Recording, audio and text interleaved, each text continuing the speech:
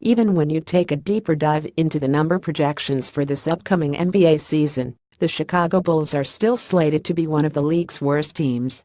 According to ESPN's Basketball Power Index (BPI), the Bulls are projected to have the NBA's worst record this season, behind the likes of the Atlanta Hawks and Brooklyn Nets. Seth Walder of ESPN's analytical department wrote a piece on some preseason NBA projections based off the BPI model, and things didn't favor the Bulls in any form or fashion, which shouldn't come as too much of a surprise. Here's Walder's explanation on how the BPI works. BPI is a forward-looking model that predicts the strength of each team on offense, defense, and altogether. In making its game predictions, the model takes into account factors such as the strength of the two teams, the game's location, and rest differential between the two squads.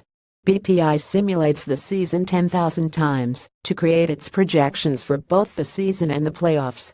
During the season, the model will adjust daily to include information gathered from every game that is played.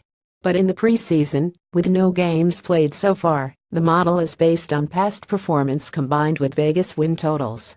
According to the model, the Bulls have a 7.2 rating, which is 30th out of all 30 NBA teams.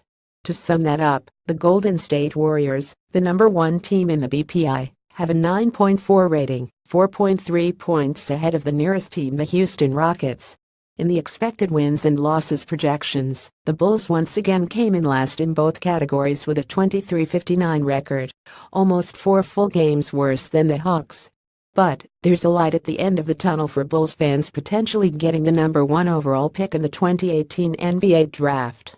It's no surprise, then, that the Bulls and Hawks also have the best shot at the number 1 overall pick next summer, with a 20.9% and 14.8% chance, respectively. None of these numbers should be too surprising for anyone. The Bulls have one of the league's youngest and most inexperienced rosters to date, and that includes Robin Lopez and Dwyane Wade still being a part of the franchise. Whether you pay attention to the deeper dives into the numbers or not, it's going to be a long season in Chicago on more than just the gridiron.